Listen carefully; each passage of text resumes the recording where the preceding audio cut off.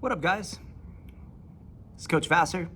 Thank you for joining me with the OTF Audio Daily Beats. If you're new to these, thank you for tuning in. I'm going to go over template. I'll give you a little rundown of the whole thing, kind of break it down into your treads, rower, weight floor section as well, any differences in the 3G. As always, completely optional, but if you find value in these, feel free to support me below.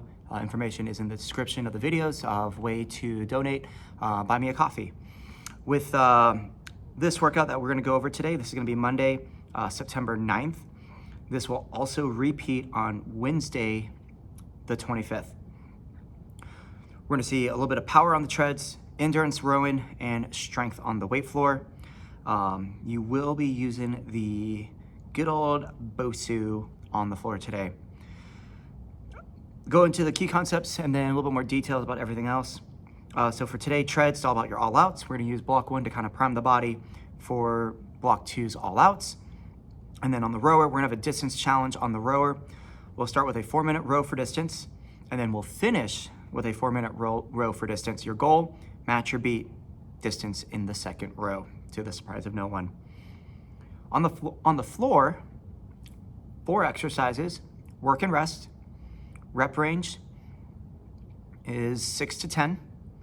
Use the BOSU and see how heavy you could go today. This is another workout that was kind of called out in the webinar. Block 1 on the treads, you got a 5-minute primer block, 75-second walk recovery, back to base when they're ready. And then block 2, they're gonna see 3 rounds of a base all-out walk recovery.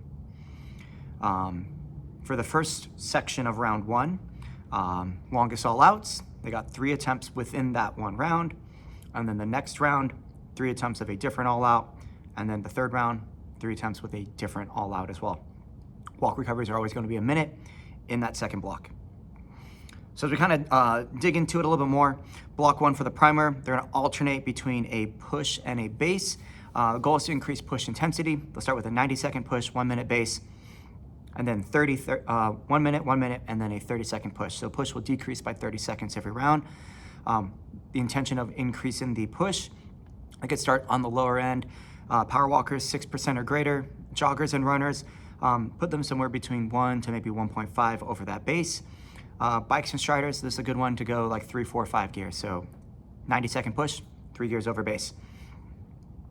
1-minute base, and then 1-minute push. Power walkers, 7%. Joggers and runners, could they add 0.2 to 0.4 to their previous push? Bikes and striders, instead of 3, let's try 4 gears. They'll get another 1-minute base, and then they finish with a 30-second push, probably the most aggressive one of the day. Joggers and runners, probably closer to 1.5 or so over their base. Power walkers, 8% or greater. On the bikes and striders, 5 gears over their base. RPM stay over 60. Definitely uncomfortable by the end. With that 75 walk recovery, you'll then go into their second block. So they listed as round 1, round 2, round 3. Within the round though, there's 3 attempts. Their goal today is to use the 15-second base to ramp up into the all-out effort. And then we're trying to increase the all-out intensity each round. By that, they mean you're gonna repeat the all out 3 times. On the next 3, because it's shorter, increase it. And then same thing for the last 3. It's even shorter, increase it, but maintain it within those 3. So for round 1, you'll see a 15-second base, 1-minute all out, 1-minute walk recovery. 3 times. Whatever they do for that first 1-minute all out, aim to match it on the second and third attempt. As they say, the base is a way to kind of ramp up or rev up the engine. It also allows power walkers to kind of climb that incline up so they could take advantage of it during their all out for the entire time.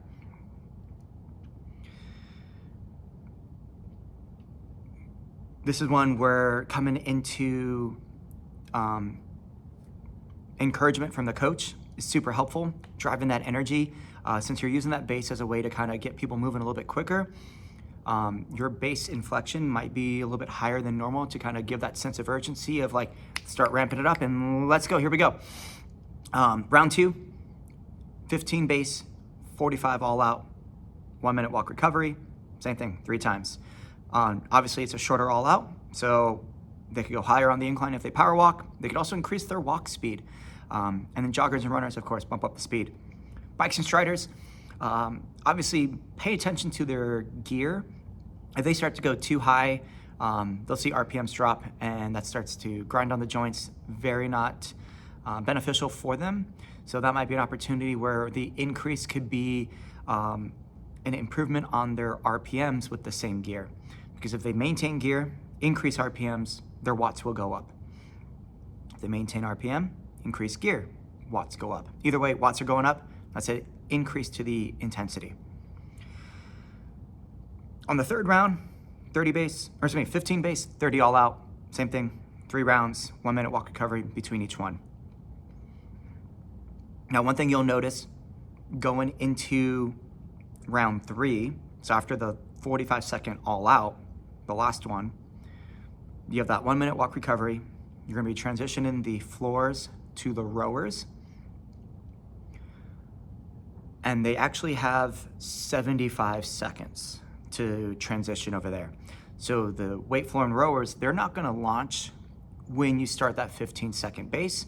Their block will start when you go into their first 30-second all out for the treads. So if you're not paying attention to the template, you could get a little bit off time and that could kind of mess up that last row attempt. So just be mindful of that on the template, it says they have 1 minute to transition the floor to the rower and set up the row block, but the floor block actually has 75 seconds.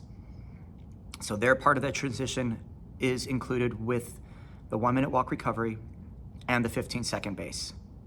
They'll start their row block when you launch the 30-second all out. That's it, that's the treads. Peaks and valleys today is truest sense because 1 minute walks, like this is one where we're gonna see heart rate definitely drop down, hopefully see low green, maybe even blue, and that'd be a beautiful sight. And really emphasize that it's not always about trying to get your splat points, but can we see improvement to your performance?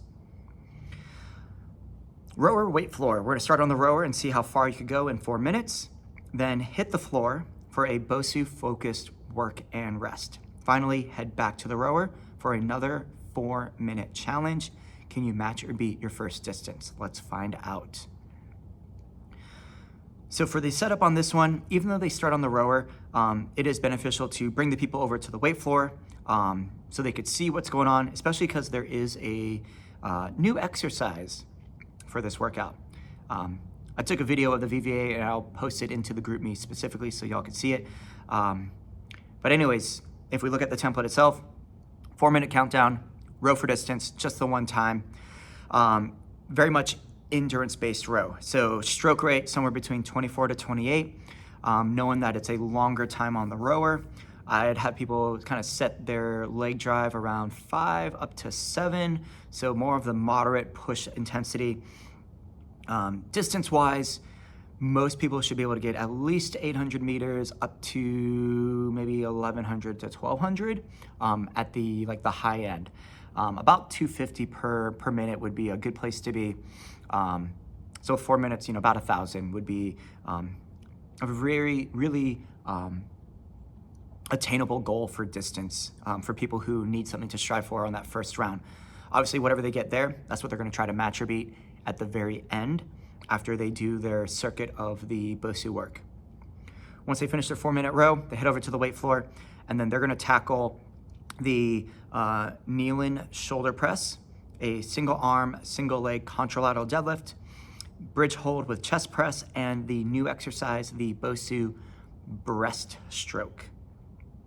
For the setup here, the recommendation is a full setup for the shoulder press and the deadlift, partial demo for the bridge hold chest press and the breaststroke. Options for that knee and shoulder press, you could do it standing or upright row.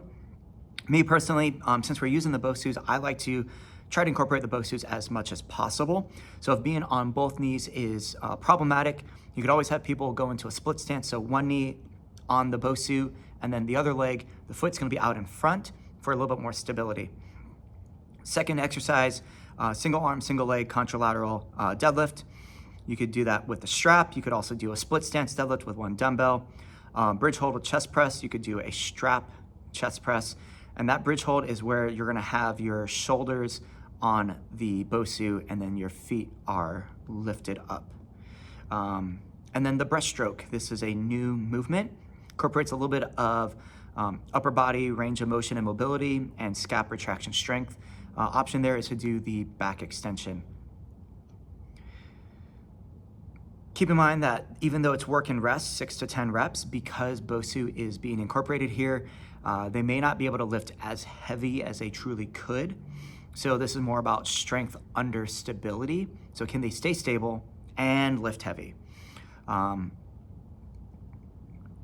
have about 14 minutes. If they are going adequately heavy and they're taking breaks after each exercise, getting about 3 rounds would be a good place to kind of get to for that one. And then finally, once they finish that 18-minute block, once again, you'll have 75 seconds to transition people from the weight floor, wipe things down, get to the rower, get logged in, set up a 4-minute countdown, and then they're trying to match or beat their distance from block 1. They start their 4 minutes on the first 30-second all out. Can't emphasize that enough, because if you launch them when you launch the base, they're gonna finish their 4 minutes and the treads are still gonna be moving for another 15 seconds of their last all out. Makes it kind of awkward. So just, pay attention to that, guys.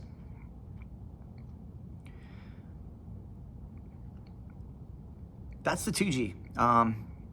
Nice little mix up, something kind of unique with that ramp up from base to all out. When we look at the 3G workout, treadmills, kind of same idea. But what we're gonna see is we're gonna start with a 3-minute base as a buy-in, and then they'll go right into their first all out for 1 minute, and then 45-second walk recoveries every time. Within these 3G workouts, the rounds are just gonna be basically 2 attempts.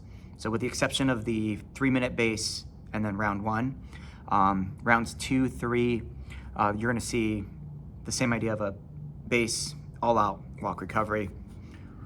Technically round 1 starts with a 1-minute all out, 45 recovery, 15 base, 1 minute all out, 45 recovery. Then round 2, we'll see the 15 base, 45 all out, twice.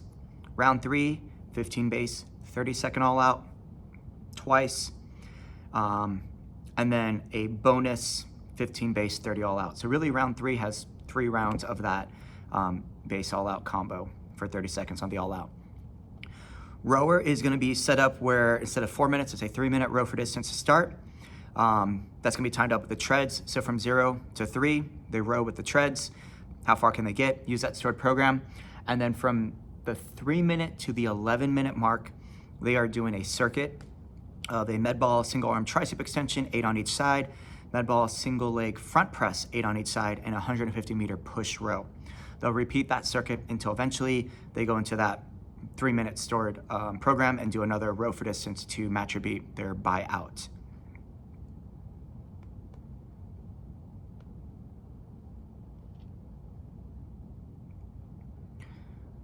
On the weight floor, it's the 4 movements that you see in the 2G, but there isn't the added finisher, which is gonna be BOSU push-ups. You're gonna have the BOSU with the flat side up, bouncy side down, hands are on the BOSU, working on stability as you do that. Option for that one is to do a strap chest press. That way they are still incorporated in that stability work, kind of set them up for success on that. That's it for the September 9th. Peaks and valleys, lots of high heart rate if they do it right on the all outs. Maximum recovery so they could do their best to maintain for those 3 attempts. And of course, when they move to the next round, shorter all outs, increase what they do, really light it up, allow your focal energy to drive the intensity during those more intense efforts that we are trying to strive for on the back half of the tread blocks. Rowers, endurance rowing, it's all about sustainability. You know, keep that stroke rate in check. Hopefully no one goes over 28 strokes per minute. That way they can maintain a good cadence and they're able to breathe well. And they're gonna get a couple splat points on that road no matter what today. 3 minutes, 4 minutes, you should see 1 to 2 splats as they definitely tap into that orange about halfway through their rows. That's it, nice and simple. You guys have a great one. If you got any feedback, as always, please let me know. If you want to support me, I appreciate that any way possible. That's all I got for you guys. Go out there, crush it, and y'all coach the house down.